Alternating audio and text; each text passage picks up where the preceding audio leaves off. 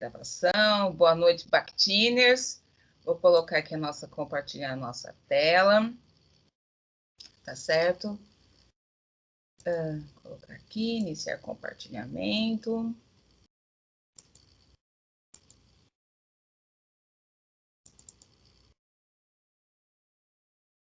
Eu preparei essa aula de hoje. Nossa Senhora, quanta coisa para verificar aqui na tela. Joia.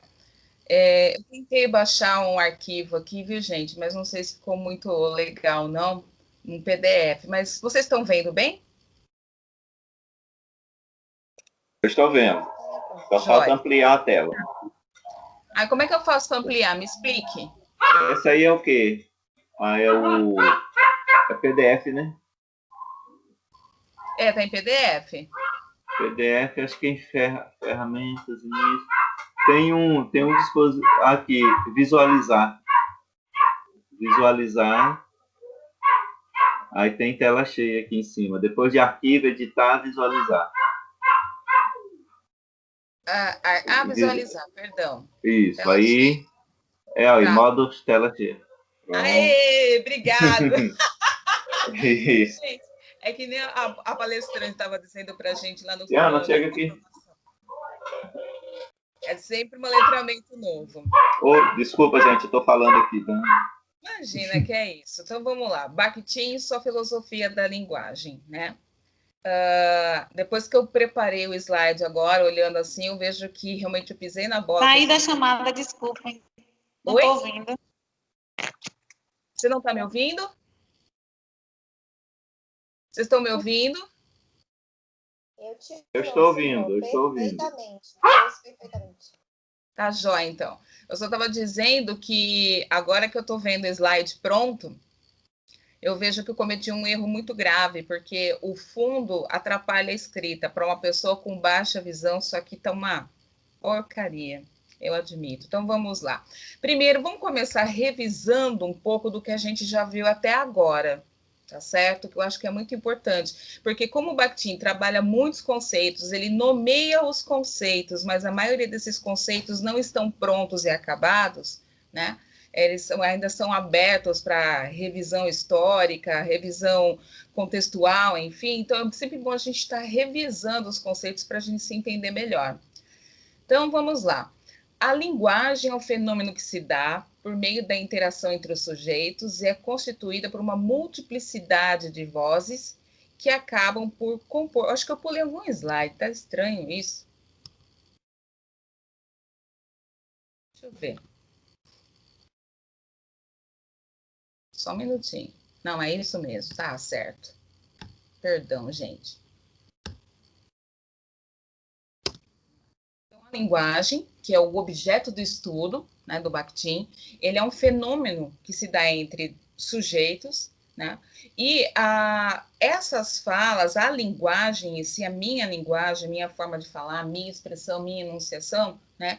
Ela não é pura, ela é construída por uma multiplicidade de vozes, né? Ou seja, as ideias que eu ouvi de outras pessoas, as concepções que eu aprendo no meu dia a dia, e eu vou me apropriando dessas vozes, né, desses conceitos, dessas traduções, dessas crenças, tal, e elas vão me construindo, vão me tornando quem eu sou, e eu expresso quem eu sou, entendeu? Por meio das palavras, durante a interação com o outro, enquanto eu falo. Então, o discurso é uma construção linguística produzida no contexto e pelo contexto social dos sujeitos. Assim, carrega as ideologias presentes no contexto, tá certo? Então, o discurso, ele é uma construção linguística, ou seja, eu posso tomar somente palavras escritas por discurso? Sim, se eu vou pegar aquele recorte das palavras escritas como discurso, eu posso. Eu posso pegar toda a minha interação, como se fosse num grupo focal, todas as pessoas reunidas, como um discurso? Sim, porque naquele momento, naquele recorte, eu tenho gestuais, mudanças de entonação de voz, diferentes formas de falar, tá certo?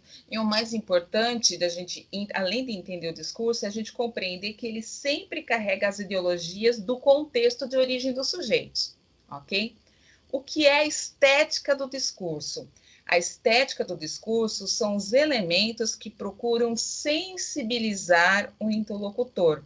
Então, a estética do discurso, ela faz uso de palavras que são escolhidas, da entonação adequada, tá certo? Para que eu possa sensibilizar o meu interlocutor e assim alcançar o meu objetivo, aquilo que eu espero, o que ele me entenda, que ele me compreenda. O que são os gêneros do discurso, né? Vamos revisar, tá? Então, os gêneros dos discursos, ele é a formulação em razão da pessoa com quem estou falando e no lugar onde se dá essa interação. Então, se eu vou, por exemplo, dar aula para crianças, esse vocabulário que está aqui na nossa tela não me cabe, porque elas não vão me entender. Então, eu vou ter que procurar um vocabulário mais simples, palavras mais simples, entendeu? Para que eu possa me fazer entendida. A mesma coisa quando eu, como professora, ou como professora de AE, eu vou conversar, às vezes, com os pais dos meus alunos. Eu sou uma pessoa que consegui fazer o meu doutorado, mas nem todo mundo no Brasil tem doutorado. Né? Existe um número muito grande de pessoas com quem eu lido diariamente que tem um nível de letramento muito baixo. Então, eu tenho que assumir um gênero onde essas pessoas consigam conversar comigo, certo? Então, os gêneros podem ser primários, que é a conversa, os diálogos, as trocas, assim, que são comunicativas, espontâneas, informais, ou então secundários. O que são os secundários? São as produções escritas, porque exigem mais formalidade, tem uma estrutura mais elaborada, ok? Pulando, próximo ponto que a gente tem a estar revisando. O que é o enunciado? É a mensagem que torna concreta e real a comunicação discursiva. O enunciado, gente, ele não é a frase. O enunciado é o argumento, tá certo? É o argumento. Por isso que ele é algo novo e repetível, ele pode ser apenas citado. Por quê? Porque quando eu converso com vocês, quando vocês conversam comigo, nas falas, não são frases, são argumentos, são colocações, você está se colocando, é a sua subjetividade falando, certo? Então, tudo que você me diz, é impossível repetir igualzinho. Não dá, entendeu? Mas eu posso citar, tá certo? Carrega conteúdo, estilo e construção composicional. Então, o enunciado ele tem conteúdo, ele tem um estilo próprio e tem a sua construção. Juntando aqui a questão do enunciado, lá da linguagem que tem múltiplas vozes, aos poucos, se vocês começarem a prestar atenção, vocês vão começar a achar o Bakhtin em tudo. Nós tivemos uma reunião geral para discutir as atividades remotas para os alunos, e foi muito interessante porque coisas que eu disse em reuniões anteriores foram ditos por professores que estavam na reunião. E eu sabia que aquela fala, aquela informação era minha.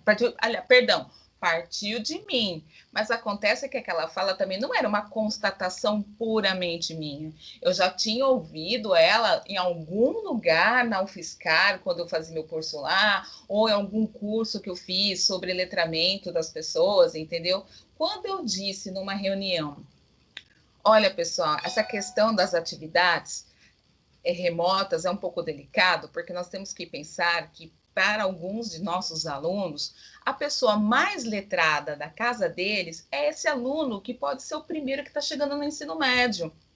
Enquanto que o pai e a mãe, às vezes, nem conseguiram terminar o fundamental.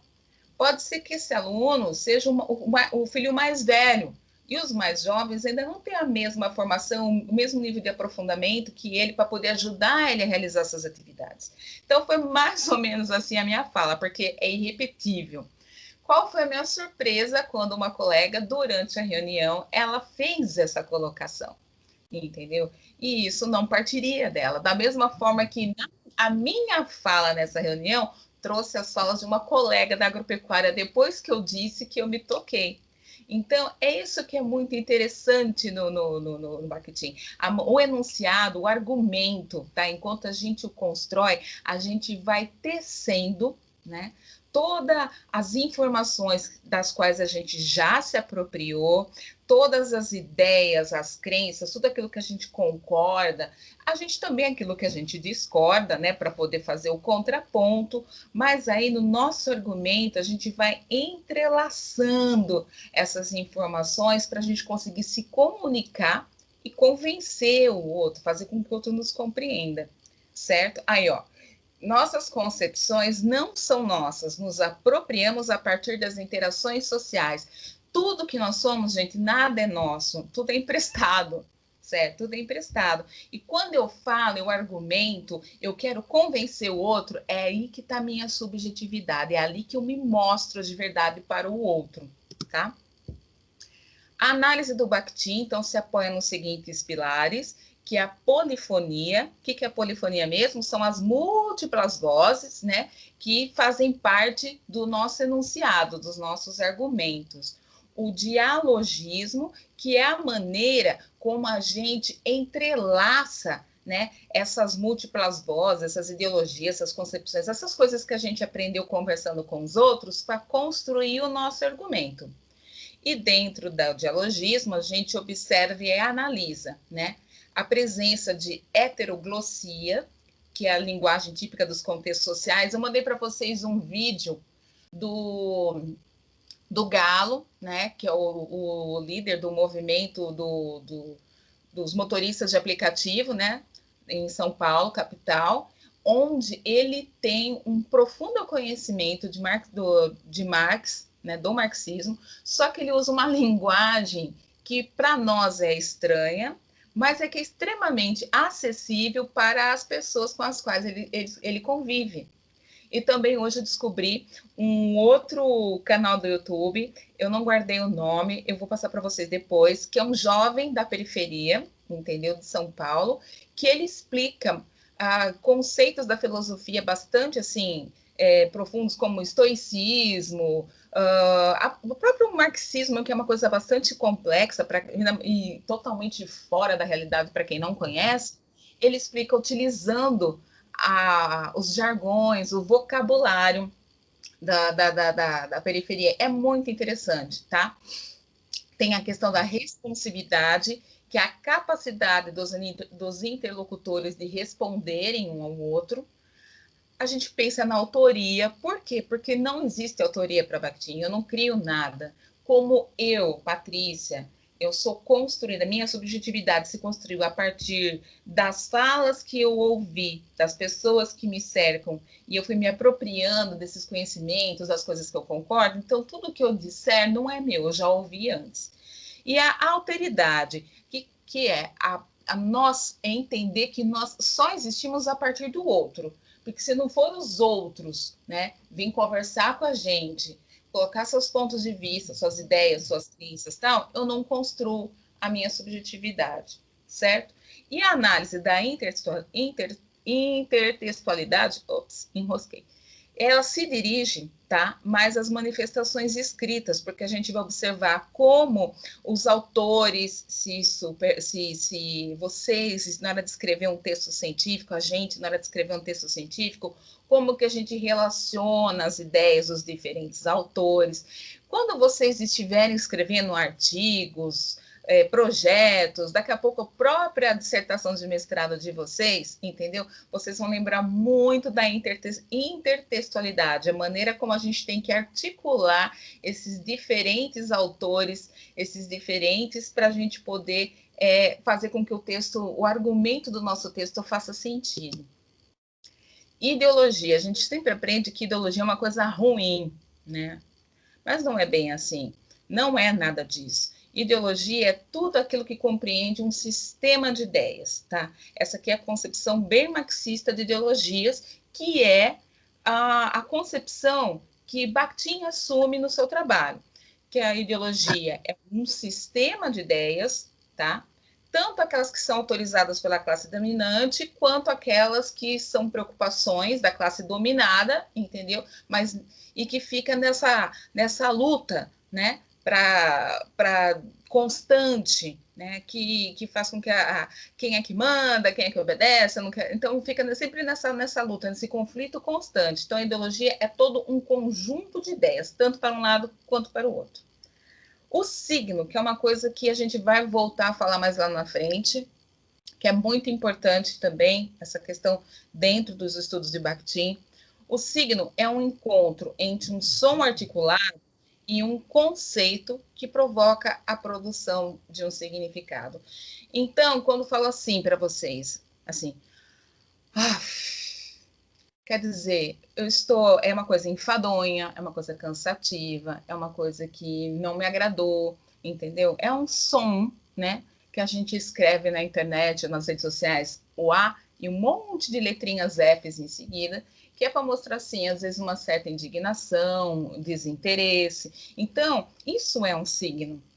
Olha só, a letra A e um monte de Fzinho que a gente escreve, às vezes, numa comunicação por WhatsApp, ou quando a gente fala mesmo, não acredito que ela fez isso. Então, esse af, tá? Ele é um signo, porque ele é um som articulado que se encontra com o conceito e lhe provoca um significado.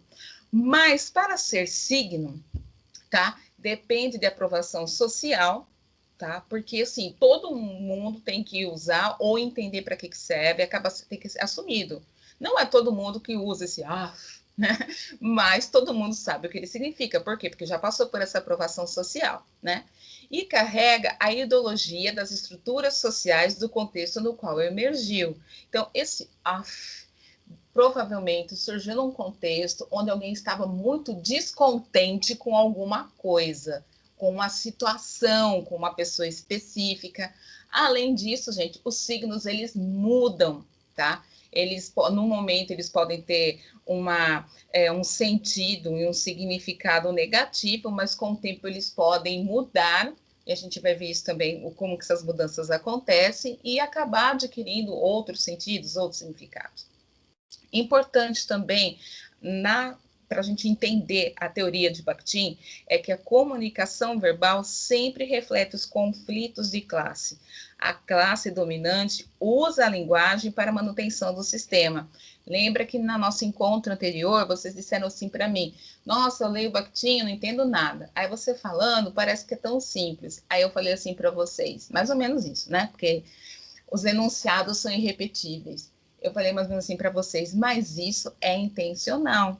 Ou vocês acham que a academia está isenta, né, de fazer esses abismos sociais entre aqueles que são escolhidos e aqueles que eu não quero aqui, né? Então, como que a academia faz essa seleção entre aqueles que são os escolhidos e aqueles que ela não quer aqui? Pela linguagem. Por isso, amiguinhos, não tenham vergonha nenhuma de usar o Google para pesquisar todos os conceitos e concepções que vocês não entenderem, tá certo? Procurar vídeo no YouTube de youtubers sérios, vocês podem procurar dicionários online, enfim, vamos vencer.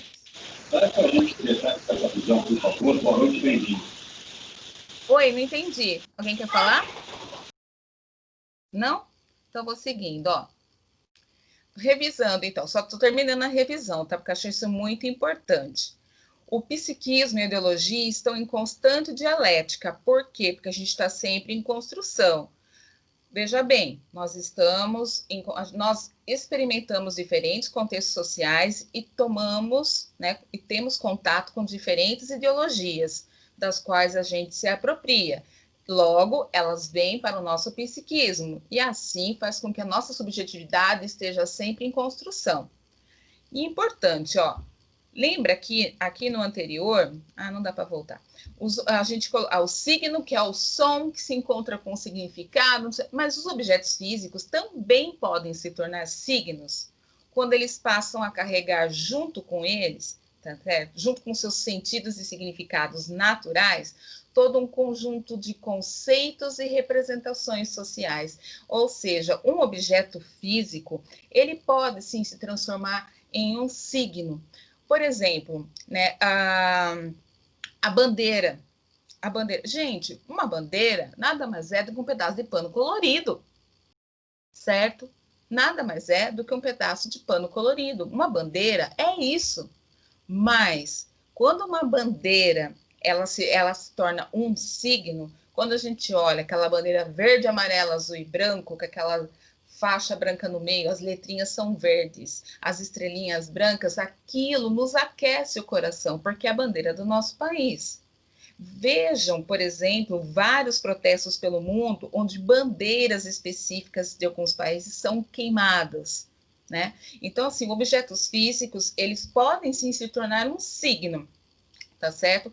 Mas quando eles passam a carregar um conjunto de conceitos e representações sociais juntos. No livro, na introdução, se não me engano, desse livro do Bakhtin, eles sugerem como exemplo a foice e o martelo, né, no símbolo da antiga União Soviética, né? Por quê? Porque eram instrumentos de trabalho, né, do povo daquele país, eram os instrumentos de trabalho do povo que fez a revolução. Então, por isso que ganhou conceitos e representações sociais, certo? Agora, para a gente aprofundar um pouco mais de signo, tá? De acordo com o Bakhtin, o signo é sempre um produto ideológico, tá?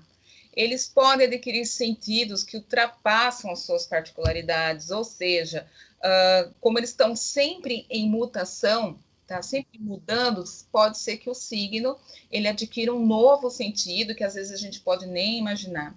Ele reflete e refrata a realidade, quer dizer, nem sempre ele é um reflexo direto da realidade. Às vezes também ele pode modificar, ou às vezes até mudar completamente a proposta daquilo que ele quer representar, né?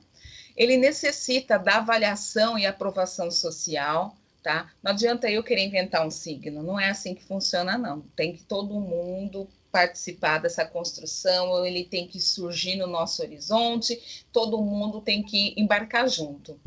Ideologia e signo se correspondem mutuamente. Gente, pensa no exemplo da bandeira sempre que vocês tiverem dúvida em relação a isso. Tá certo? Não por conta da maneira como as cores do Brasil têm sido utilizadas nesses últimos anos, tá? Que fez com que algumas pessoas ficassem um pouco arredias em relação às cores da nossa bandeira. Não é isso, mas também é isso, tá certo? Mas também é isso. Olha só que interessante, porque a ideologia e o signo estão sempre juntos, tá? A consciência, quer dizer, humana, o nosso psiquismo, o nosso eu, só existe mediante a encarnação em signos, ou seja, eu só tenho consciência de quem eu sou, onde eu estou, onde eu faço, por conta dos signos que estão presentes em volta de mim, tá? Pelo lado de fora, não só os que estão do lado de dentro, tá? Os signos só surgem em sociedades organizadas e eles materializam a comunicação social entre a consciência individual, né, o eu, e os fenômenos ideológicos, né, a efervescência social, as mudanças que acontecem. Certo? Tranquilo até aqui, gente? Tranquilo? Alguma pergunta? Para mim está tranquilo. Cada dia estou aprendendo então, mais um pouquinho de Bakhtin. Então tá jóia. Eu mandei os slides para vocês, eu sempre mando, né? Eu gostaria de sugerir assim que vocês guardassem esses slides. Pode ser impresso, pode ser em arquivo, porque às vezes a gente tem alguma dúvida, né? Pelo slide mexendo assim, a gente consegue lembrar do que foi dito, do que foi discutido, né? Então vamos lá, o capítulo 2, a relação entre infraestrutura, estrutura e as superestruturas. Meu Deus, que será que é isso? O que esse louco desse Bakhtin quis falar com isso? Então, antes da gente iniciar a discussão desse capítulo, primeiro a gente tem que conhecer os conceitos, né, que o Bakhtin utiliza nesse capítulo. Porque, assim, como ele é marxista mesmo, assim, na veia, então ele já chega falando do assunto, ele não nos prepara, ele não apresenta o conceito, ele já chega chegando, entendeu? Então, para a gente entender melhor do que a gente vai falar, primeiro a gente precisa entender o que é a infraestrutura e a superestrutura. A infraestrutura é a organização das forças produtivas e onde se localizam as relações de produção, ou seja, a base econômica. Então, a infraestrutura é toda a base econômica que sustenta uma sociedade, Então, a infraestrutura é isso, toda a base econômica, tá certo? Por quê? Porque é por conta da economia que surgem, né, onde surge ou onde são criadas as necessidades que vão, né, implantar, impactar, enfim, gerar todas as outras superestruturas. Porque é na infraestrutura que surgem as relações entre empregado e empregado, empregado-patrão, onde surgem os conflitos, tá certo? Então, a infraestrutura é a base econômica de uma sociedade. A superestrutura é a expressão cultural dessa infraestrutura, tá? E olha só que importante que a gente precisa ter sempre em mente, ó.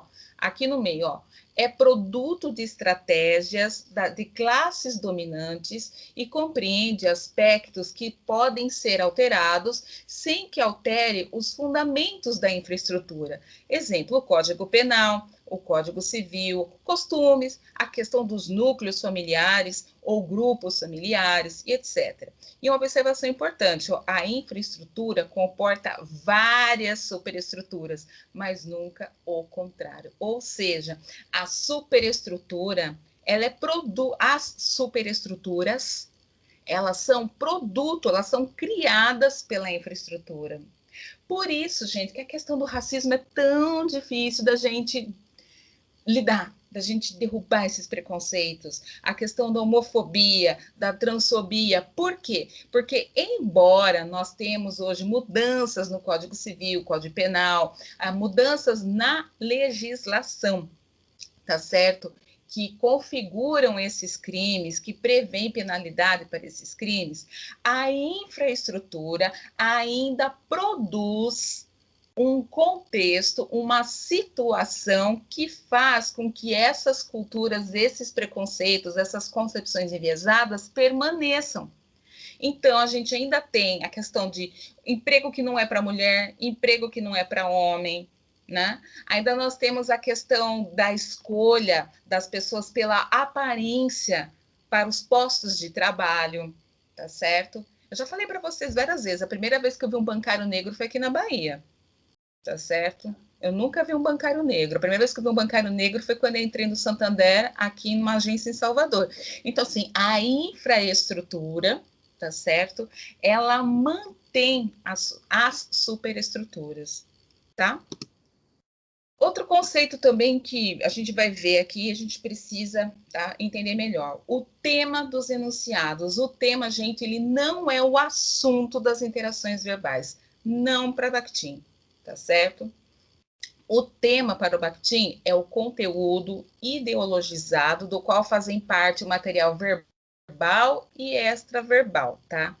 Emerge na interação a partir do discurso da vida real, no qual a enunciação envolve aspectos históricos, culturais e sociais, adequando o discurso aos objetivos comunicativos e aos interlocutores, e possui valor social.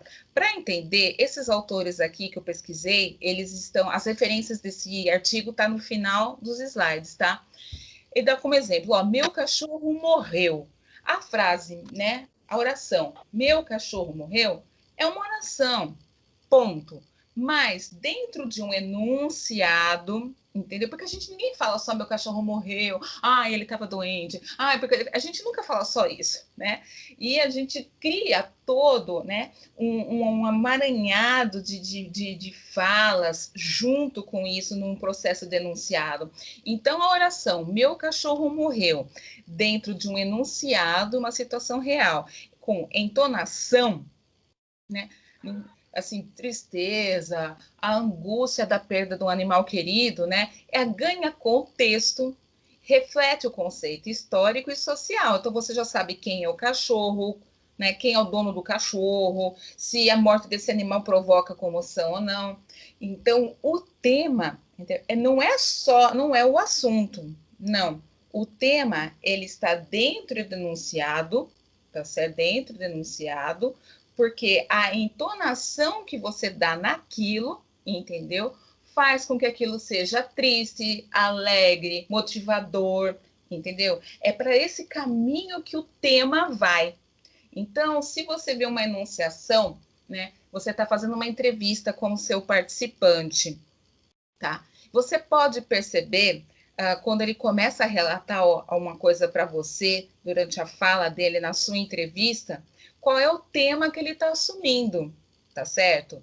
Porque como é um enunciado, tá? É uma entrevista, então não é um diálogo espontâneo, 100% espontâneo, porque é impossível você conseguir fazer uma entrevista onde tudo pareça 100% espontâneo. Não, mas ainda assim, com a entonação que ele vai te dando, com as palavras que ele escolhe, tá certo? Ele começa a te indicar o caminho que ele quer fazer, se ele quer te fazer rir, se ele quer te fazer chorar, se ele quer te sensibilizar. Então, isso aqui é o tema, tá certo? Isso aqui é o tema, tá? Agora, a gente também precisa entender o que é o extraverbal, que o extraverbal é a parte presumida do enunciado, ou seja, é uma conclusão antecipada que a gente tem, tá?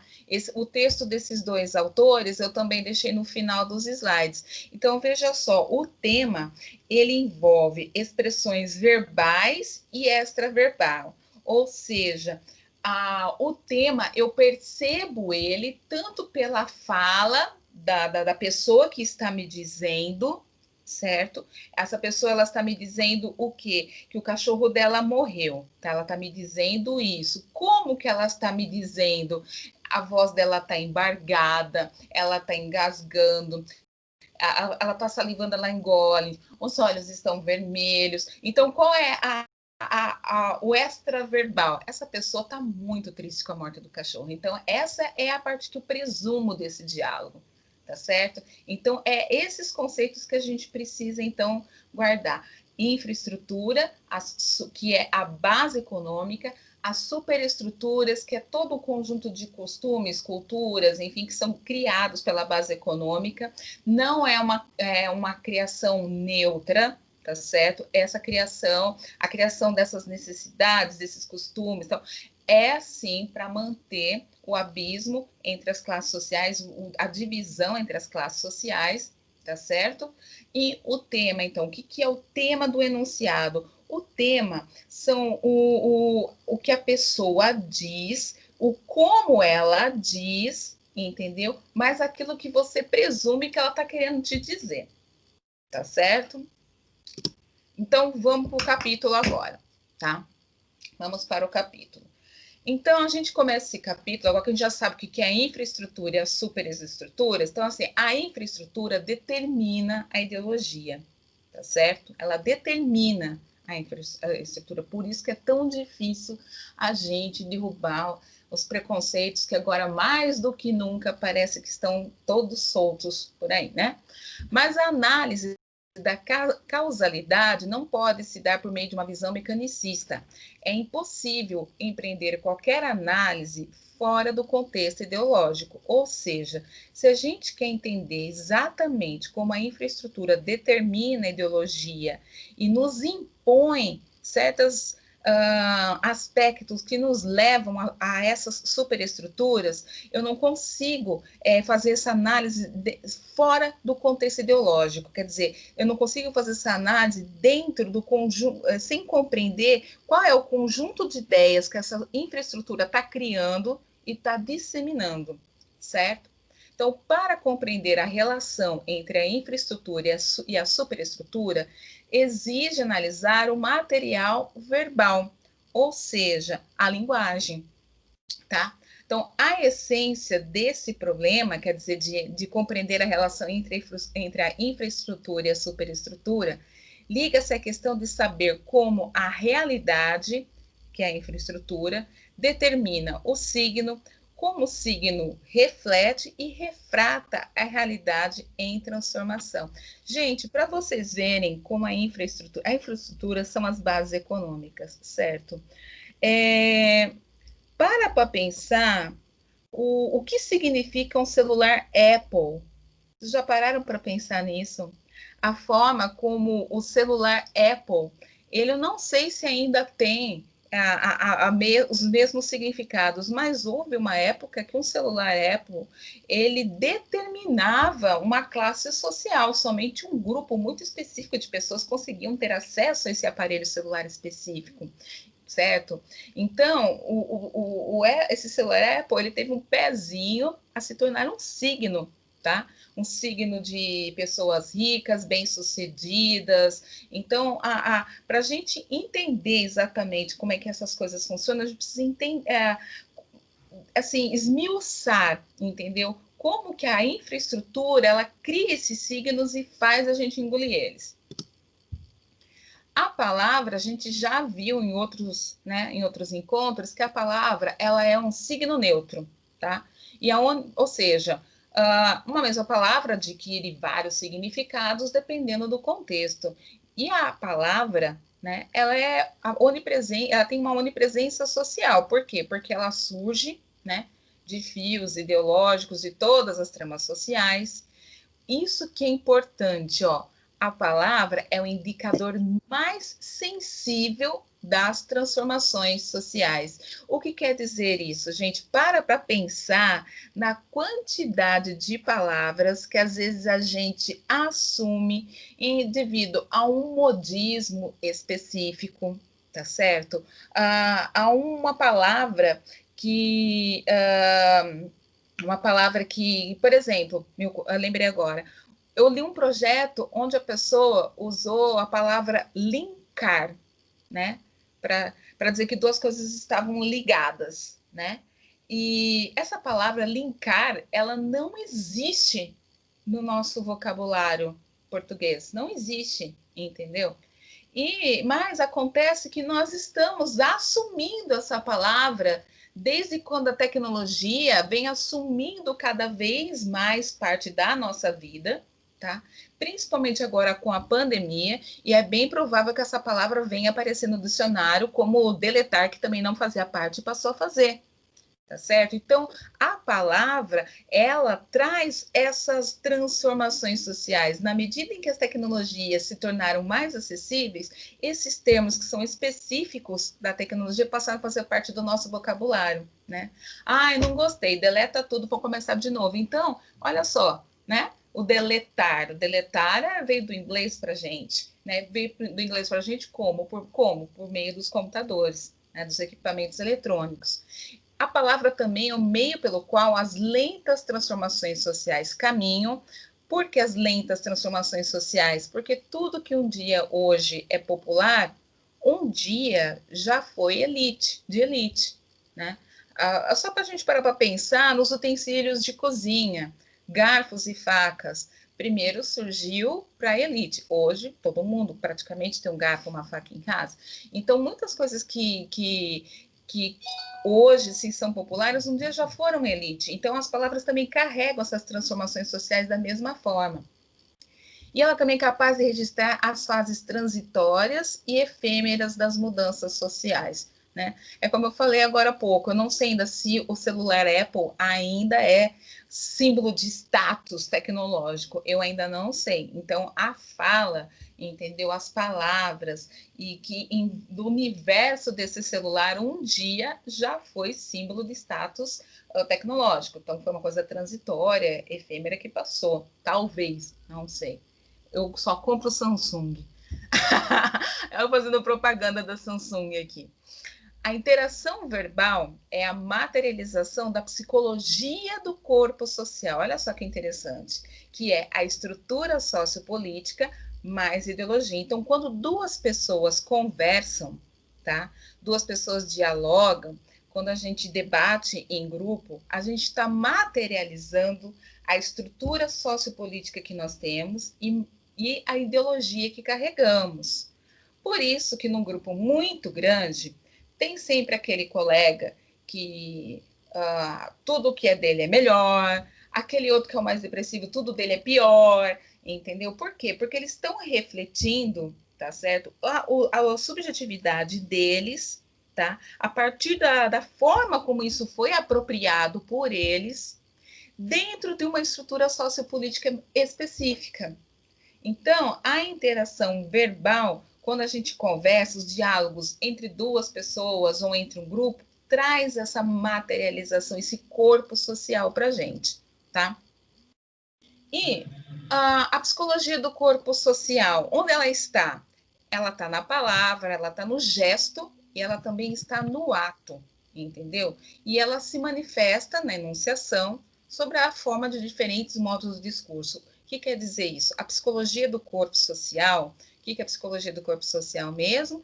É a estrutura sociopolítica mais a ideologia que está, né, ou as ideologias que estão dentro, né, que compõem a subjetividade dos sujeitos, porque ele não construi, essa subjetividade não é só minha, ela é composta por todas as vozes, por todas as pessoas que se relacionaram comigo de alguma forma. Então, quando eu converso, eu gesticulo, eu me mexo, eu faço, entendeu? Tudo isso é marca das ideologias que eu carrego, é marca da estrutura sociopolítica de onde eu venho, de onde eu me localizo, de onde eu estou, tá certo? Então, tudo isso faz parte do processo que eu falei para vocês, que quando a gente vai fazer coleta de dados, é muito importante você conseguir um panorama bem completo, filmar as entrevistas. No caso, né, se fosse possível fazer grupo focal, a gente não vai poder fazer por conta da pandemia, e eu estava conversando com o Roberto, via online não é a mesma coisa, tá? Não é a mesma coisa. As interações, a espontaneidade das pessoas muda muito. Então, quando eu falo, eu me gesticulo, eu me mexo, entendeu? Eu estou me colocando, eu estou manifestando a psicologia social, tá? Então, as relações de produção e a estrutura sociopolítica determinam os contatos verbais. As interações verbais estão estreitamente ligadas às condições dos contextos sociais e reagem às flutuações da atmosfera social. Gente, vai dizer que vocês nunca viram isso daqui num filme ou numa novela, entendeu? Em que o proprietário, ele não fala com o empregado, ele manda recado por alguém, entendeu? Você não consegue chegar no dono da empresa. Por quê? Porque você deixa um recado com a secretária repassa para ele, ele deixa o recado com a secretária repassa para você, certo? Então, essa estrutura sociopolítica, ela acaba até determinando como são feitos esses contatos verbais. Quem conversa com quem tem contato com quem, tá certo? E as flutuações que podem ocorrer na atmosfera social, né? Isso pode ocorrer sim, entendeu? Mas, se a gente para pensar da forma como a infraestrutura é construída, é proposta, e a maneira como ela joga as superestruturas para a gente, tem tudo uma coisa muito bem desenhada, né? Para que as relações se mantenham assim, né? Para que as coisas se mantenham. Então, o estudo da psicologia do corpo social exige 2 pontos de vista diferentes, tá? Porque, na verdade, gente, quando a gente entrevista alguém e vai fazer análise do discurso, a gente está estudando a psicologia do corpo social, tá? Então, o que a gente vai fazer primeiro? Primeiro, a gente vai, tá, ver do ponto de vista do conteúdo quais são os temas que se encontram atualizados em um dado momento. Tá certo? Lembra que é o tema proposto lá, entendeu? O tema não é o assunto. O tema é aquele conjunto de expressões verbais e extraverbais, né? O que é o extraverbal? Aquilo que eu presumo, aquilo que eu acho que o outro está querendo me dizer, tá certo? Então, dito com entonação, dentro do contexto, que me faz localizar historicamente aquilo que o sujeito está querendo me dizer. Tá? Então, do ponto de vista do conteúdo, os temas, eles se encontram. Eu primeiro vou atrás dos temas, tá? E depois, do ponto de vista dos tipos e formas do discurso, eu vou procurar entender como os temas tomam forma de discurso, como eles são comentados, como se eles realizam, como eles são realizados, como eles são pensados, tá certo? É isso que eu vou procurar entender quando eu faço essa análise. Tá certo? E olha, o que interessa mesmo para o marxismo é compreender os tipos das formas de comunicação, tá certo? Os tipos. Pois não, alguém quer falar? Alguém quer falar? Tem um microfone ligado. É o de Tarsis, viu? Tarsis está com o microfone ligado. Desculpa. Ô, Tarsis, meu amor, você eu perdoo, você tá dodói. Oh, meu Deus do céu, tadinho do meu Tarsis. Não tem problema não. Então, gente, é isso que a gente vai atrás quando a gente faz análise do discurso. A gente quer compreender como se constitui a psicologia do corpo social. Entendeu? Por quê? Por quê? Porque cargas d'água, apesar de que racismo é previsto em lei, tá certo? É previsto em lei como crime. A gente consegue em nosso país ter uma juíza que escreve numa sentença que, em razão da cor, o sujeito provavelmente era culpado. Tá certo? Então, a gente precisa entender a psicologia do corpo social para poder entender questões como essa. Tá? Então, como que a gente faz? Primeiro, a gente vai analisar do ponto de vista do conteúdo, a gente vai caçar os temas que estão ali, e depois, do ponto de vista dos tipos, né? A gente vai ver quais são, depois a gente vai ver quais são os tipos e as formas do discurso, para a gente entender como os sistemas viraram discurso, como eles foram comentados, como eles se realizam, como eles são pensados, tá certo? Porque é isso que interessa para o marxismo, entender por que as pessoas permanecem assim. É a força da infraestrutura, tá? Que move, que impacta, que remexe às superestruturas. A importância das formas de comunicação. Olha só, isso aqui é bem interessante, por isso que eu trouxe o recorte para vocês, ó, a citação direta. Cada época e cada grupo social tem o seu repertório de formas de discurso na comunicação socioideológica. A cada grupo de formas pertencentes ao mesmo gênero, isto é, a cada forma de discurso social, corresponde um grupo de temas. Ou seja, tá? Cada grupo tem o seu próprio repertório, cada época e cada grupo social tem o seu próprio repertório, a sua própria forma de se expressar, as suas gírias, os seus signos, tá? Alguns signos fizeram parte de gerações passadas, alguns perderam a vida, vamos assim dizer, tá? Que eu vou comentar isso mais para frente, outros não, outros se mantêm vivos, tá certo? Mas acontece que cada grupo de forma, né, de discurso, que pertencem a um gênero específico, tá? E cada forma de discurso social também corresponde a um grupo de temas. Então, veja só, lembra que eu falei de gênero? Gênero é o que eu uso, os recursos que eu utilizo, entendeu? Para sensibilizar o outro, tá? Para que transforme aquilo num tema. O que recurso que eu vou utilizar para transformar aquilo num tema? Então, isso é o gênero do discurso. Quais são os recursos que eu vou utilizar para transformar aquilo num tema? E cada forma de discurso social, quer dizer, cada gênero, corresponde a um tipo de tema. Lógico, porque veja só, se eu quero usar um gênero que deixa a pessoa triste, que ela sinta a minha dor, então eu vou buscar colocar esses temas, né, verbais e extraverbais na minha enunciação, tá? Para que o meu discurso social provoque isso no outro, tá? Então, essa é uma relação entre o gênero, o tema, dentro da enunciação. Agora, se eu quero ser divertido, entendeu? Stand-up. Stand-up é uma coisa muito legal, gente. Stand-up. Por quê? Para o gênero, quais são os recursos que o humorista vai utilizar, tá certo? Em seu discurso social, tá? Para traçar um tema que leve o seu interlocutor a rir. Então, que gênero, quais são os esforços de linguagem que ele vai fazer, tá? Para construir, expressar esse tema de tal forma, né, que o seu discurso social vai fazer a plateia rir. Então, é essa a relação, sabe, das formas de comunicação que a gente tem que estar atento também no processo de análise, tá? Mas, gente, calma, a gente não vai sair fazendo tudo isso de uma vez só, a gente está estudando o Bakhtin, tá certo?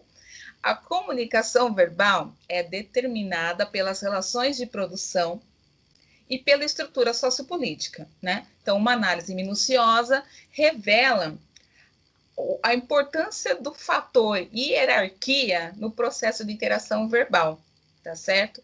E o quanto, né, essa influência é poderosa nas questões dos diálogos, o quanto isso é valorizado socialmente. O próprio livro traz como exemplo a questão das regras de etiqueta, né?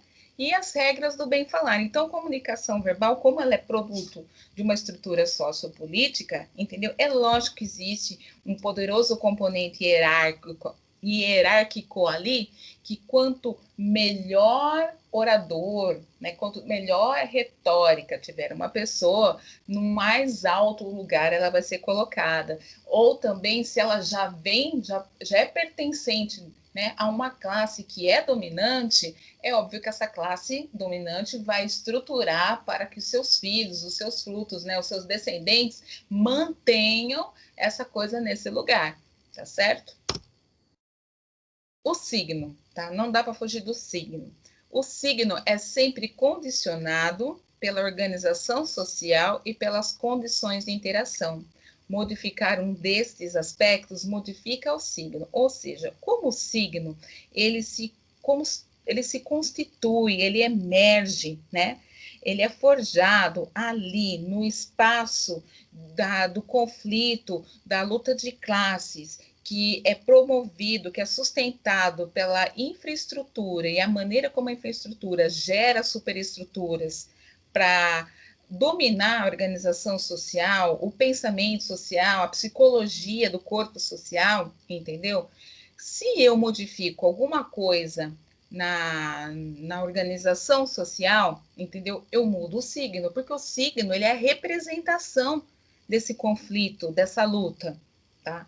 Se eu mudo as condições de interação entre os sujeitos, a partir de hoje e amanhã, ninguém mais vai ter hierarquia para conversar com ninguém. Eu posso ir direto lá conversar. Então, eu também mudo os signos, tá certo? Porque o signo, ele é forjado nesse espaço de conflito, tá?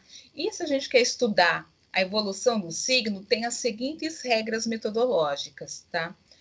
Isso é para quem quiser futuramente, não faz parte dos estudos que a gente está envolvido no momento. Então, a gente não pode separar a ideologia da realidade material do signo, ou seja, a gente não tem como separar o signo e a ideologia que ele carrega com ela. Não, porque os dois se correspondem mutuamente. Os dois é a mesma coisa, vamos assim dizer. Não tem como. Bandeira. Por mais que eu diga para vocês que a bandeira é só um pedaço de pano colorido, eu tenho certeza que na cabeça de vocês, a princípio, é um pouco difícil conceber dessa forma, tá? Você olha, se você tiver agora, nesse momento, na sua cabeça, a imagem mental da bandeira do Brasil, eu tenho certeza que você não está conseguindo olhar para essa imagem, perceber essa imagem mental, entendeu? Como apenas um pedaço de pano colorido. Por quê? Porque é o peso da ideologia que esse signo carrega, tá? Não dissociar o signo das formas concretas da comunicação social. Gente, vamos manter a bandeira, tá certo? A bandeira, ela é uma forma concreta de comunicação social de extrema assim, importância, com muitos significados. Uma bandeira hasteada até o meio do mastro é luto, tá certo? Uma bandeira hasteada, entendeu? Ela tem muitos significados, né? Desde as datas comemorativas até marcar a importância daquele prédio onde ela está hasteada, entendeu? Então, assim, não dá para a gente separar o signo da forma concreta dele com que ele se comunica com as pessoas.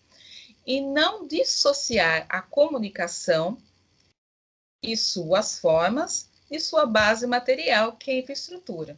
Ora, gente, é todo mundo que tem uma bandeira hasteada meio mastro por causa da morte dele? Não é, não é.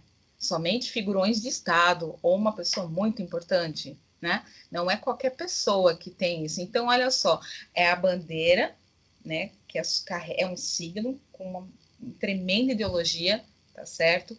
A sua forma concreta de comunicação social é a maneira como ela é hasteada. Eu não sei se vocês sabem, se eu não me engano, na lei, se você hastear uma bandeira de ponta cabeça, crime, você pode responder processo. Acho que é uma coisa mais ou menos assim, não tenho certeza, tá? Não tenho certeza, tá?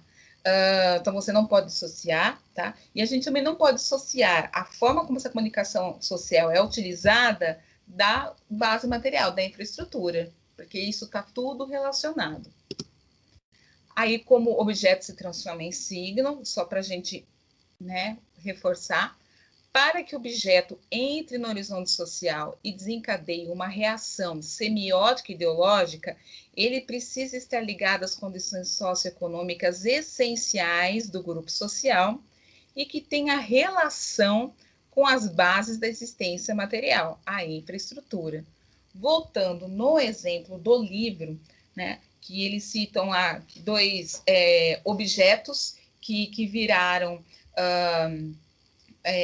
signo, né, que é o martelo e a foice, eles são objetos totalmente ligados à existência material do grupo que fez a revolução na antiga União Soviética. Eram instrumentos de trabalho, que ao ir para a bandeira se tornou o signo que representava toda a história da luta daquele povo, tá certo? Então, não é qualquer objeto, tá certo, que se transforma em signo, tá? Ele precisa, sim, estar ligado e ter esse diálogo com a base material, com a infraestrutura. Por isso que eu falei para vocês que o celular Apple teve uma época que ele era signo, tá? Somente a alta classe tinha acesso a uma tecnologia tão refinada. Hoje eu já não sei mais. E a transformação ideológica reflete-se na língua.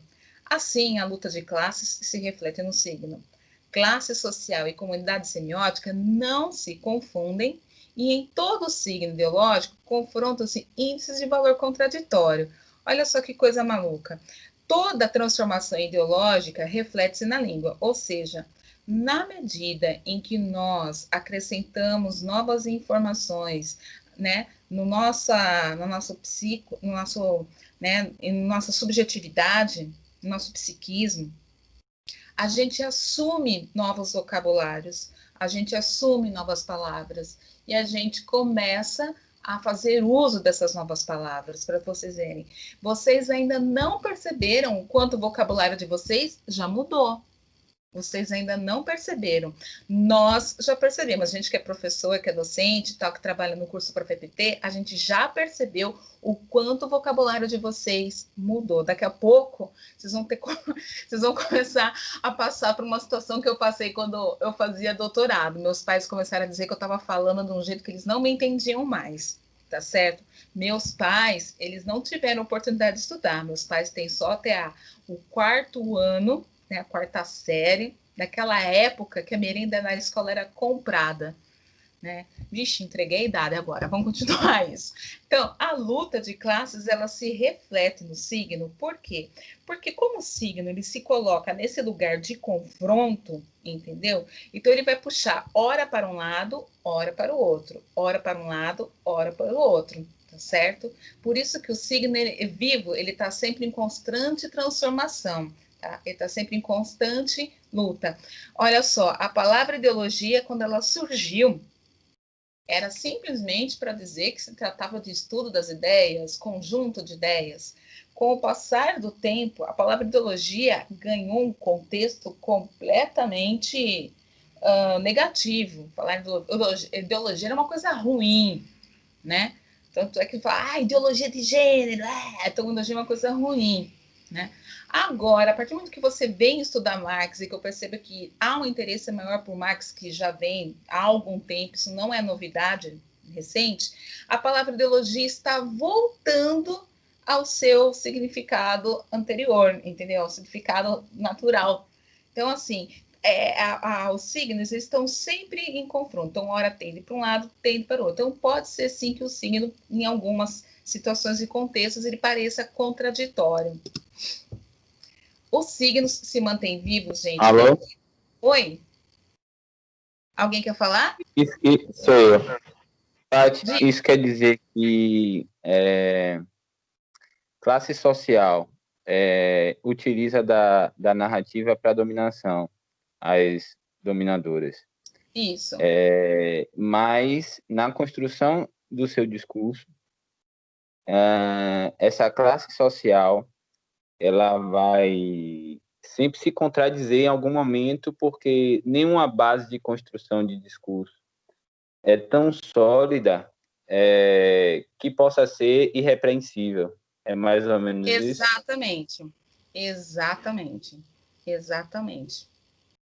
Deixa eu te falar uma coisa, você estava dizendo, e eu estava me lembrando da campanha presidencial que elegeu o Collor na década de 90, certo?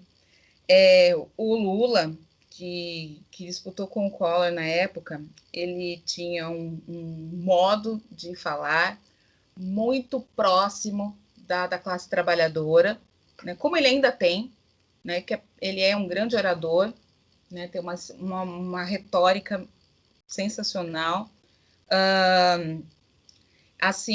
E nós tínhamos o Collor, né? Que era de uma família rica, teve uma criação diferente, uma história de vida diferente. E eu não sei se vocês já chegaram a ver alguma parte, eu não sei se foi um capítulo de um livro que estava sendo lançado e era uma resenha, acho que era isso, um livro que ia ser lançado por alguém e eu li isso na resenha do livro.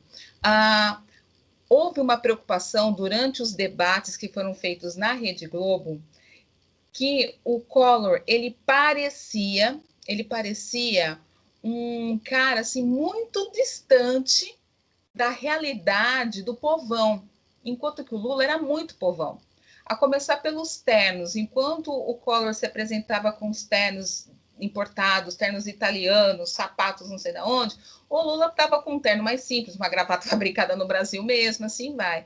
Então, para mudar essa narrativa, tá? E fazer com que o Collor se aproximasse da classe operária, a própria Rede Globo mudou o figurino dele, tá? Fez ele colocar um terno feito pelas costureiras da própria empresa, chegaram a molhar a roupa dele para parecer que ele estava suado, para que ele tivesse uma aparência mais simples, modificaram até mesmo o penteado dele. Então, para você ver como a questão... E isso tudo é linguagem. A roupa é uma manifestação de linguagem também, entendeu? O problema é como isso se interpreta, né? Uma saia curta não é um convite, mas no caso dessa situação específica que eu estou falando para vocês, toda essa narrativa foi transformada, toda a linguagem foi mudada e no fim a gente teve aí o Collor eleito como presidente na época, né? Tarsis, muito obrigada, muito bela a sua contribuição, tá? Bom, o esforço da classe dominante para que o signo seja imutável é para manutenção do domínio e do controle, tá? A dialética interna dos signos, né, que é essa questão do contraditório dentro do próprio signo. Toda crítica, uma hora pode soar ou virar um elogio, da mesma forma que toda verdade, para algumas pessoas, pode soar como mentira, né? Como a questão da cloroquina. E as contradições presentes nos signos não são visíveis. Isso aqui, gente, que é importante a gente dar uma olhada. Por isso é importante a gente prestar atenção no tema, tá? Nos temas, ó. Todo signo ideológico é sempre um pouco reacionário e tenta estabilizar o estágio anterior. Ou seja, como os signos estão vivos devido às lutas sociais, os signos, eles são forjados nesse espaço de luta, né? De classes. Então, conforme o signo caminha, tá certo? Ele pode dar 2 passos para frente e 1 para trás. 2 passos para frente, 1 para trás. Então, ele é sempre um pouco reacionário, justamente por quê? Porque ele está nesse espaço de conflito. Ok? E, por fim, gente, esse aqui é um trecho do último parágrafo, tá? Que eu trouxe o recorte para a gente ver. Diz o seguinte, ó. O estudo do signo linguístico permite observar mais facilmente e de forma mais profunda a continuidade do processo dialético de evolução que vai da infraestrutura às superestruturas. É no terreno da filosofia da linguagem que se torna mais fácil extirpar pela raiz a explicação pela causalidade mecanicista dos fenômenos ideológicos. Eu achei isso aqui tão interessante, porque pela filosofia da linguagem, porque é pela linguagem que nós mostramos quem nós somos de fato, entendeu?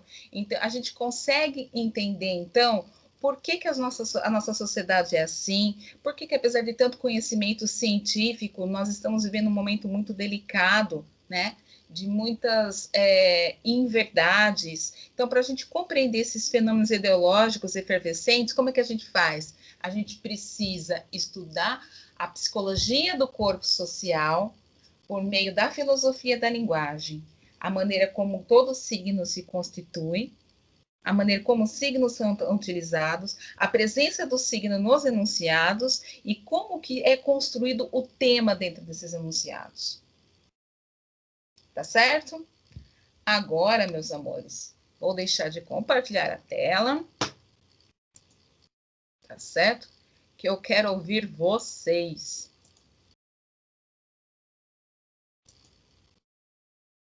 Eu quero ouvir vocês. Parei de compartilhar, né? Gente, tem alguém aí? Estamos. Estamos aqui. Vocês estão tudo mudo, gente. Quando está todo mundo mudo, ou ninguém entendeu nada, ou todo mundo entendeu tudo, e vocês me deixam aflita. E aí? Cri, cri, cri, cri, cri. Ninguém vai falar nada? Gente, vocês não entenderam nada?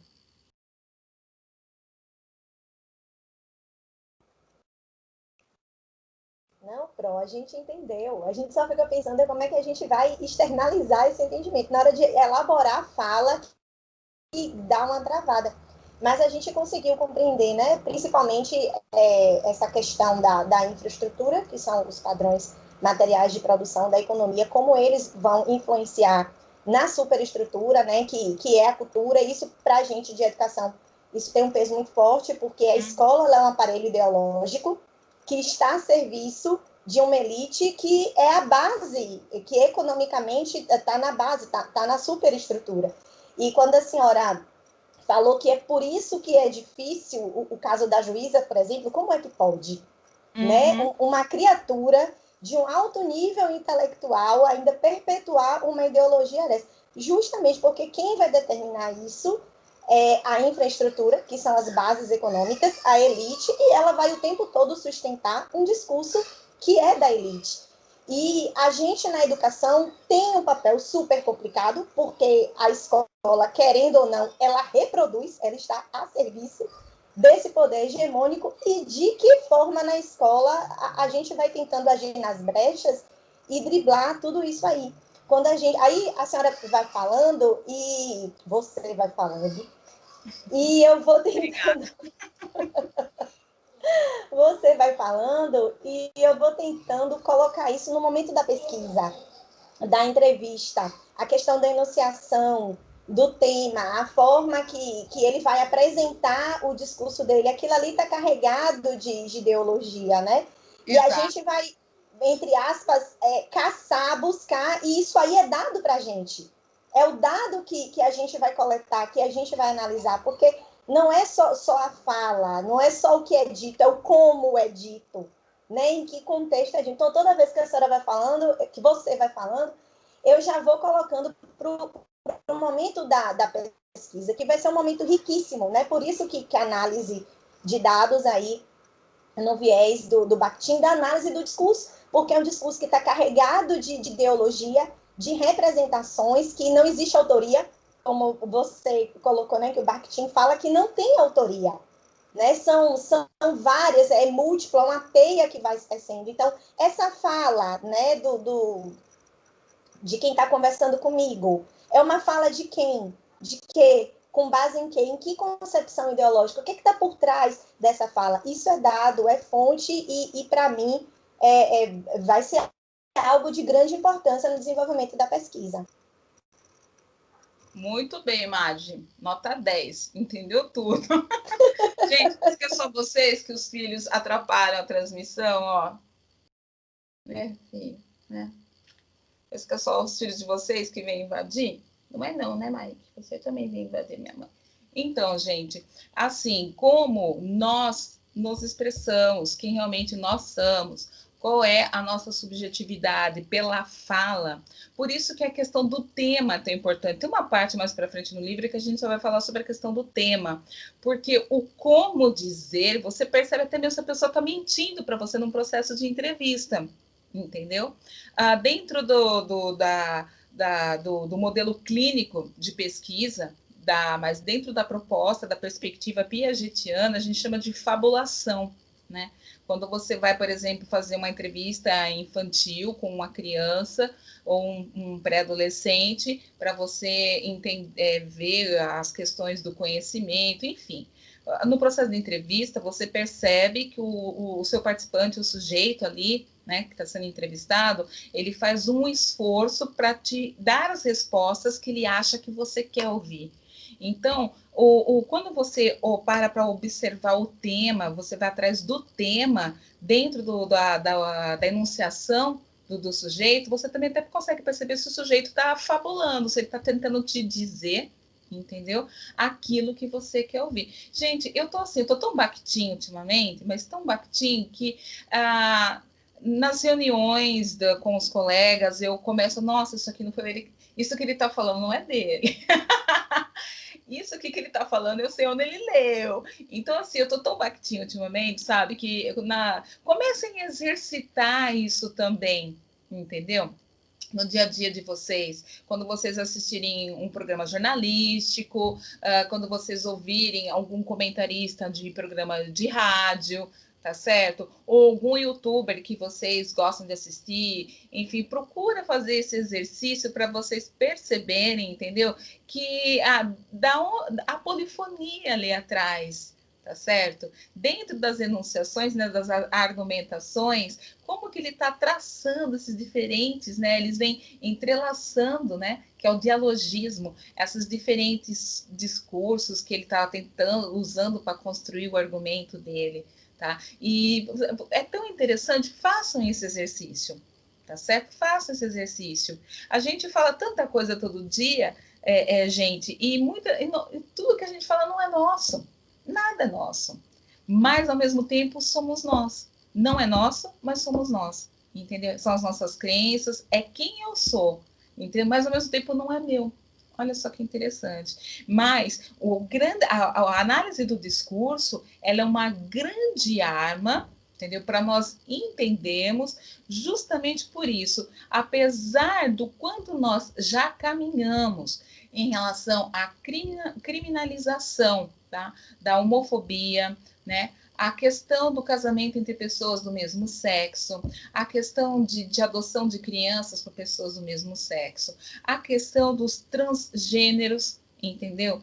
Dos não binários, apesar do quanto nós evoluímos em relação a isso, gente, tá no noticiário de hoje, uma modelo trans teve o apartamento invadido, ela foi espancada, o rosto dela tá todo deformado, vai ficar cicatriz, entendeu?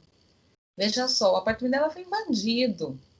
Quer dizer, ela não. E mesmo que ela tivesse convidado a pessoa para entrar no apartamento dela, não dá o direito. Então, por que todo esse ódio? Por que esse ódio ainda se sustenta? Né? Eu sei que é um tema espinhoso, entendeu? Mas o que foi debatido durante essa semana também, que foi a menina de 10 anos, violentada pelo tio, né? E que a justiça determinou o aborto, né? Eu não vou entrar aqui no mérito de discutir se as pessoas concordam ou não com o aborto, porque não é isso. A única coisa que é para vocês verem como isso é complicado de se discutir. Nós, né? Eu, por exemplo, tenho uma formação católica. O Roberto é adventista, você falou, né, Roberto? Isso, eu sou adventista. Adventista. Então, cada um de nós tem a sua religião, ou não, entendeu? Então, quem tem uma base assim cristã, entendeu? Nós temos a gente compreende, né, que o aborto não se deve, que o aborto é pecado, tal. Então a gente tem essa questão né, envolvida, tal. Mas o próprio médico que atendeu a menina, ele fez um comentário numa coletiva de imprensa muito interessante, diz o seguinte, gente, o aborto no Brasil só não é permitido para as mulheres pobres. As mulheres ricas, elas pagam 3, 4 mil reais, abortam e ninguém nem fica sabendo, nem surge, entendeu? Enquanto isso, o SUS atende mais de 80 mil mulheres por ano que tentaram aborto de forma clandestina e acabaram morrendo. Agora, veja só, é ou não é interessante, tá? Vamos supor, por favor, gente, não me interpretem mal, tá? Vamos supor, vamos tirar do lado da questão da religião. Vamos supor, então, a questão do aborto sem pensar nas questões religiosas de cada um de nós, tá? Vamos tentar colocar do lado. Eu consegui pensar na bandeira como um pedaço de pano colorido. Eu não sei se vocês conseguiram, tá? Veja só, vamos colocar a religião do lado, nossas crenças do lado. Vamos pensar no aborto. Por que a classe dominante tem acesso e os pobres não? A religião é só para o pobre? É só para o pobre que é pecado abortar? É só para o pobre que é errado abortar? Ou é porque o pobre produz mão de obra? Ou é porque o pobre produz a pobreza? E produzindo pobreza, entendeu? Ele garante a manutenção desse abismo social entre as classes. Então, assim, são nessas questões delicadas, assim, entendeu? Que vai muito além das concepções religiosas e espirituais de cada um, também moram questões de lutas de classe, sabe? Muito pesadas, muito pesadas. Da mesma forma que a escola só se tornou pública para que as empresas, a indústria tivesse uma mão de obra um pouquinho mais qualificada, porque precisava de funcionários um pouco mais qualificados, entendeu? Para trabalhar no maquinário, né? Já não era mais manufatura, era maquinário, precisava de uma mão de obra mais qualificada. Da mesma forma que a educação infantil só surgiu, só foi criada porque precisava de uma mão de obra muito qualificada, então entendia-se que se pegasse as crianças pobres e colocasse na escola desde muito cedo, além de uma alimentação melhor, além de informação melhor, além de um controle melhor do comportamento, quer dizer, o corpo dócil aprende a se sujeitar cada vez mais cedo, então isso garantiria trabalhadores mais produtivos, certo? Então, assim, a gente tem que parar para pensar dentro dessa questão da infraestrutura e das superestruturas, entendeu? Onde que estão esses conflitos e não nos deixar enganar por eles, tá certo? Não nos deixar enganar por eles. Pode falar. Patrícia, oi. Eu acho interessante isso que você está falando em relação a, por exemplo, pessoas que defendem essa questão de não praticar o aborto por questões religiosas e tal. Eles não têm essa dimensão. Porque você falou uma coisa aí, olha que eu acompanho todas essas discussões na internet, viu? Mas isso que você falou é uma coisa que, por exemplo, me fez refletir. Você entende? Eu tô parando para refletir isso. Eu tô parando. Que estudo, que já tenho formação.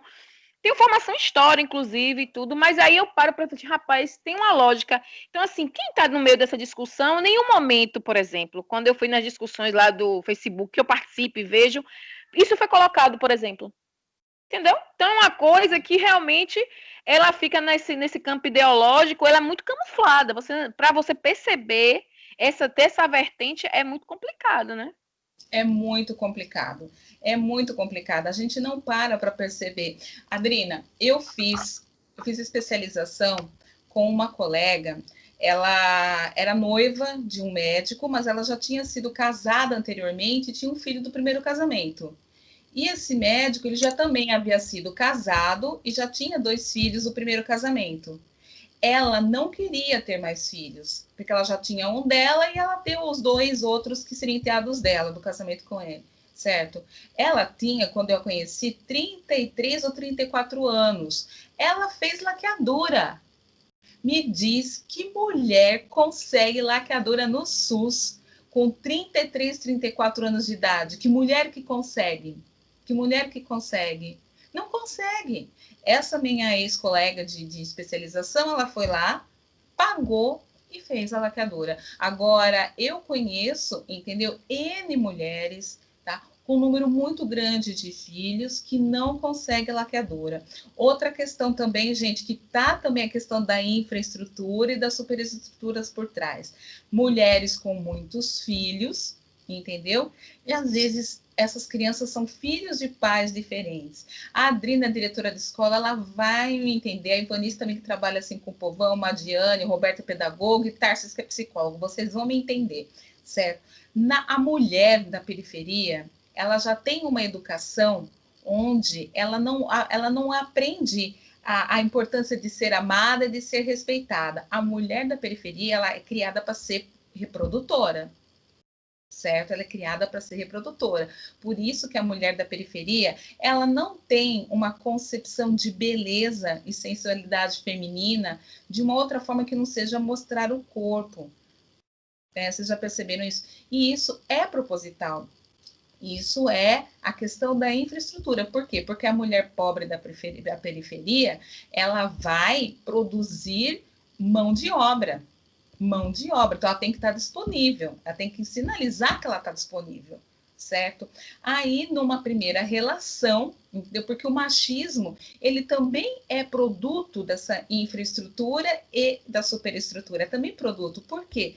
Porque o homem, ele domina pela força. Se ele não dominar a mulher pela força, como é que ele vai conseguir, né, os descendentes, como é que o sistema vai conseguir reproduzir toda a mão de obra que ele precisa? Não tem como. Então, num primeiro relacionamento, essa mulher acaba tendo um filho. O machismo também... Oi? É por isso também que não se investe na escola pública. Exato. Desviam-se as verbas para a folha de pagamento, enche as secretarias de educação de funcionários, paga cargos, salários altíssimos aos cargos e fica distribuindo dinheiro com aluguel de ônibus, de transporte escolar, com outras coisas, superfaturam reformas de escola, mas nunca direciona para recurso didático nem capacitação de professor, que é para dificultar essa politização através da educação. E, da mesma maneira, mantém a reprodução do status quo. Quem é rico, cada vez mais rico. Quem é pobre, vai permanecendo e reproduzindo. Exatamente isso, Ivanice. Exatamente isso. Entendeu? Porque planejamento familiar... Gente, quem é que não quer ter qualidade de vida se tivesse noção do que é planejamento familiar? Por que a escola não aborda planejamento familiar? Por quê? Pelo mesmo motivo que não querem que a gente fala sobre educação sexual para crianças. Isso. E porque também quanto antes a mulher começar a reproduzir, melhor. É isso. E olhem, esse ano a gente teve a oportunidade, quando eu voltar para a sala de aula, eu estou armada até, vai ter até tomara que não tenha aborrecimento dentro da escola. Mas aquela exibição do vídeo de Bolsonaro com aquela reunião ministerial, gente, aquilo ali é uma arma poderosíssima para a gente ir para o ensino médio quando retornar. Porque você vê ali o que é que se discute nos bastidores, qual é a intenção. Aquela fala do ministro do Meio Ambiente, caramba, eles pensam exatamente assim, vamos aproveitar o momento. É aí que a gente fala, carnaval, é circo, é para lhe manter ocupado, futebol é circo, é para desviar sua intenção, seu pensamento, sua reflexão. Aí a gente agora tem uma prova concreta de que, de fato, acontece. Né? Exatamente. Está arquivadíssimo aqui para mim. Mas, gente, fala a verdade, o Bakhtin é apaixonante, não é? O Bakhtin é apaixonante. Muito chato, ele foi um gênio. É incrível, e é como a senhora, como você falou, ninguém mais ouve ninguém falando assim, de uma forma, entre aspas, neutra, mais. Não. Você fica ali... Você vai ver as pessoas da mesma forma. Gente... E quando você falou também disso, exercitem, quando a gente está lendo também, a gente já consegue fazer isso. Nas leituras dos textos, a gente já consegue perceber quem está fundamentado em quem também. Nas leituras. Isso se chama intertextualidade. Isso chama... Fala, Tarsis. É um slide que você tem lá atrás, que fala assim, cada grupo de formas pertence a um grupo de gênero, ao mesmo gênero. E cada forma Pertence ao quê? Não entendi.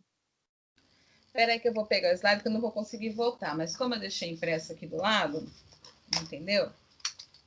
Deixa eu lá. É a importância das formas. Tá. Eu acho que eu sei onde tá. Tá mais pro finalzinho aqui, ó. Aqui, ó. A importância das formas. Cada época e cada grupo social tem seu repertório de formas de discurso da comunicação socioideológica. Aí tá tranquilo. Beleza? Então, cada grupo, em diferentes épocas sociais, eles têm diferentes formas, né, de discurso, né? Porque as ideias mudam, né? Um bom exemplo disso, só desse primeiro trecho, é os Trapalhões. O discurso dos Trapalhões, na época deles, era viável. Hoje, renderia processo. Né? Por quê? Porque naquela época, a comunicação socioideológica daquela época ainda havia graça na forma como o Renato Aragão era chamado, né, pelo fato de ele ser cearense, chamavam ele de cabeça chata e outras coisas bem pejorativas em relação a cearenses. Né? O Mussum teve também, né, era chamado de palavras relativas às pessoas negras, como urubu e outras coisas do tipo, né? E assim vai, né? O Zacarias era um personagem infantilizado, eles se referiam às mulheres como bicho bom, né? Enfim, então, o discurso daquela época caberia nos Trapalhões daquela época. Hoje, os Trapalhões dessa época já não caberia mais, renderia processo. Então, assim, por isso que cada época, cada grupo social tem os seus discursos. Aí embaixo está escrito assim, ó, a cada grupo de formas, né, de discurso, né, cada grupo de formas pertencentes ao mesmo gênero, isso é, a cada forma de discurso social corresponde um grupo de temas, ou seja, cada forma de discurso social possui os seus temas certinhos, se encaixando. Por quê? Porque os discursos sociais, quando a gente discursa, né, quando a gente fala, o nosso discurso, ele tem uma intencionalidade. Não existe discurso neutro. Todos os discursos têm uma intencionalidade. A questão é, no momento em que eu estou, né, fazendo a minha enunciação, a minha argumentação, por que eu estou fazendo assim com a mão para a câmera? Para vocês lembrarem que a enunciação, né, a polifonia presente na enunciação, que são as várias ideias, as várias ideologias que eu tenho e que eu estou enunciando, né, para argumentar com você, para te convencer disso. Agora, os recursos que eu estou utilizando para te convencer, para você fazer entender, o gesto com as mãos, que é para você lembrar da polifonia presente, né, na enunciação, entendeu? O jeito de falar, né? Buscando as palavras, tudo isso é o tema dentro do discurso didático que eu estou construindo para você. Entendeu? Então, assim, um discurso social mais, assim, triste, de consternação, de falecimento de uma pessoa, entendeu? Ele vai trazer temas, o que seriam os temas?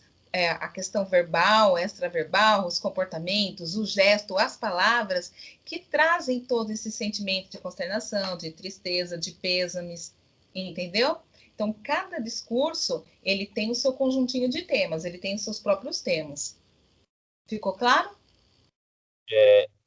Você pode só repetir para mim? É porque eu tentei copiar e não consegui. Cada grupo de formas. Então, cada grupo de formas, entendeu? Ele pertencem ao mesmo gênero, ou seja, o discurso social, cada discurso social possui o seu próprio conjunto de temas. Mas assim, Tarsis, eu mandei os slides, tá lá isso escrito lá nos slides, tá? Eu mandei para o grupo hoje à tarde. E o vídeo também, eu não tive tempo de subir o vídeo do nosso encontro passado no YouTube, não deu tempo, pelo incrível que pareça. E o de hoje eu vou subir junto amanhã, tá? Aí fica colocadinho lá. Mas é isso, tá certo? O discurso social, cada discurso, entendeu? discurso, conjuntinho de enunciados, a polifonia dos enunciados, né? O dialogismo do enunciado, que é como, né, faz conta que os meus dedinhos são as ideologias, né, que estão ali na polifonia do meu enunciado. Aí o dialogismo, como é que eu vou traçar essas ideologias para convencer o Tarsis a fazer o que eu quero, ou então a me entender melhor, né? Então, os meus gestos, tá? Os meus gestos, tudo isso faz parte do tema. As entonações, as mudanças da voz, tudo isso faz parte do tema. Tá certo? Tranquilo, pessoal? Ok. Tranquilo. Obrigado. Pessoal, mais alguma pergunta? Tranquilo. Mais alguma pergunta? Não, Pro, eu não tenho, não. Vou fazer o seguinte, então. Ó, o nosso próximo encontro é dia 3/9, certo? Mas dia 3/9 também é o dia em que começa a apresentar... Ah, não, é de manhã a apresentação dos projetos. Dá certo, sim. Dá certo. Vou fazer o seguinte com vocês. Dia 3/9, eu também apresento o capítulo 3, mas eu quero que vocês tragam, anotem no caderno de vocês, na anotação, entendeu? Pelo menos 3 exemplos, entendeu? Da forma como a infraestrutura e as superestruturas se relacionam.